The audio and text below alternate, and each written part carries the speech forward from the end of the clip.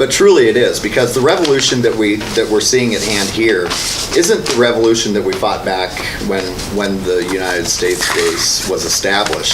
That revolution was a physical battle, and what we're seeing nowadays is the progression of mankind. We evolve over time, and so do our thought processes. Obviously, segregation is gone. And with our generation, for me personally, I was raised to be racist. My father was racist to the hilt, but it fell on deaf ears with me. And I think that that's the case with most of our generation, is we see people for who they are, and not for the color of their skin or their backgrounds or anything like that. And that mentality alone is the mentality that's going to be able to lead us to where mankind eventually needs to go, which is to come together as one. Women went through their suffrage. The blacks, God bless Martin Luther for having that dream.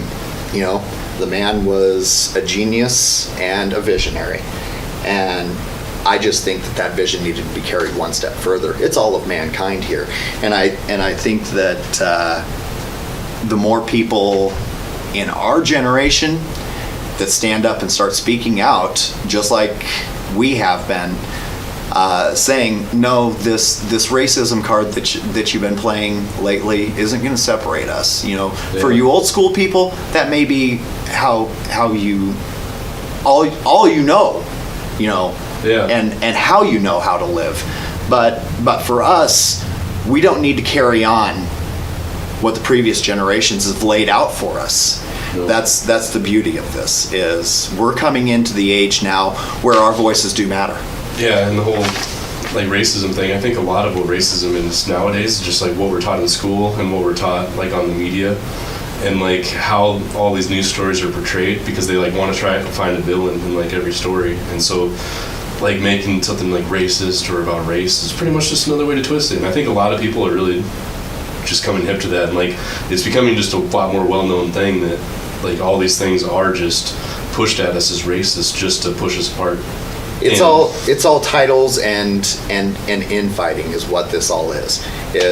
You get, if you pay attention historically, think back from your childhood, what have been the real issues that have been popped up on the media time and time and time over again? Gay and lesbian rights, racism, and rights of people because they're different colors. Well, you can't have rights for people and expect freedom to remain intact. Everybody has the same rights. Yeah. That's what freedom is. Freedom isn't, oh, well, my skin color is this, or my sexual preference is this, so I have these rights. Freedom is freedom, as defined by Merriam-Webster, not by governance. Yep.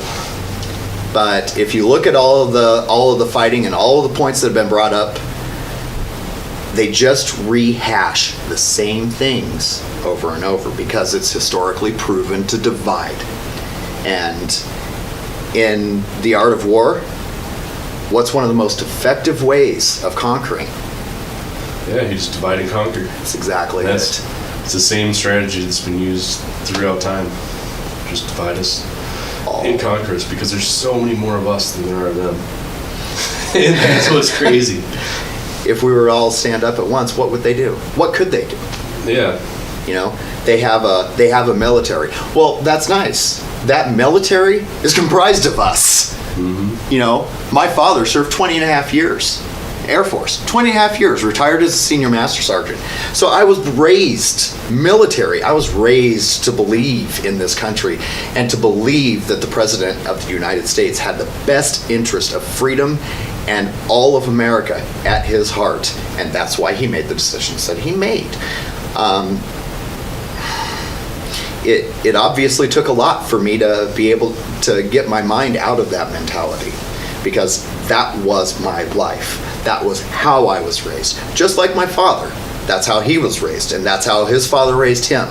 And the generations just keep perpetuating the same cycle over and over and over again.